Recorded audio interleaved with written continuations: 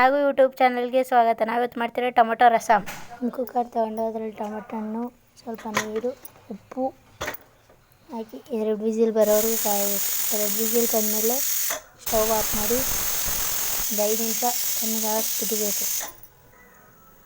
ತಣ್ಣಗಾದಮೇಲೆ lid open ಮಾಡಿ ಒಂದು ಸತಿ ತಿರುಗಿಸ್ಬೇಕು. ತಿರುಗಿಸಿದಾದ್ಮೇಲೆ ಒಂದು ಪ್ಲೇಟ್ ತಗೊಂಡು ಆ ಪ್ಲೇಟಲ್ಲಿ ಇವೆಲ್ಲ ಟ್ರಾನ್ಸ್ಫರ್ ಮಾಡ್ಕೊಬೇಕು. ಟ್ರಾನ್ಸ್ಫರ್ ಮಾಡ್ಕೊಂಡಿದ್ದಾದಮೇಲೆ ಸ್ವಲ್ಪ ಹೊತ್ತು ಆರಕ್ಕೆ ಬಿಡಬೇಕು. ಸ್ವಲ್ಪ ತಣ್ಣಗಾಗಿದ ತಕ್ಷಣ ಸಿಪ್ಪೆ ಬಿಡಿಸ್ಕೊಂಡು ಸಿಪ್ಪೆ ಎಲ್ಲ ಬಿಡಿಸಿ ಕ್ಲೀನಾಗಿ ಸಿಪ್ಪೆ ಬೇರೆ ಮಾಡಬೇಕು. ಸಿಪ್ಪೆ ಎಲ್ಲ ಬೇರೆ ಮಾಡಿದ್ದಾದಮೇಲೆ ಒಂದು ಜಾರ್ ತಗೊಂಡು ಆ ಜಾರಲ್ಲಿ ಟೊಮೊಟೊ ಹಣ್ಣೆಲ್ಲ ಹಾಕ್ಕೊಬೇಕು. ಹಾಕಿದ್ದಾದಮೇಲೆ ನುಣ್ಣಗೆ ಪೇಸ್ಟ್ ಮಾಡ್ಕೊಬೇಕು.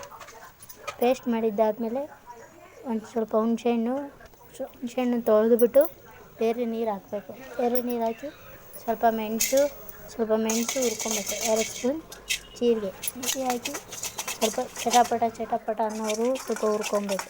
ಹುರ್ಕೊಂಡಿದ್ದಾದಮೇಲೆ ಒಂದು ಕುಕ್ಕರ್ ಇಕ್ಬಿಟ್ಟು ಅದರಲ್ಲಿ ಎಣ್ಣೆ, ಸಾಸಿವೆ, ಬೆಳ್ಳುಳ್ಳಿ, ಈರುಳ್ಳಿ ಹಾಕ್ಬಿಟ್ಟು ಈರುಳ್ಳಿ ಹಾಕಿ ಚೆನ್ನಾಗಿ ಫ್ರೈ ಮಾಡಬೇಕು.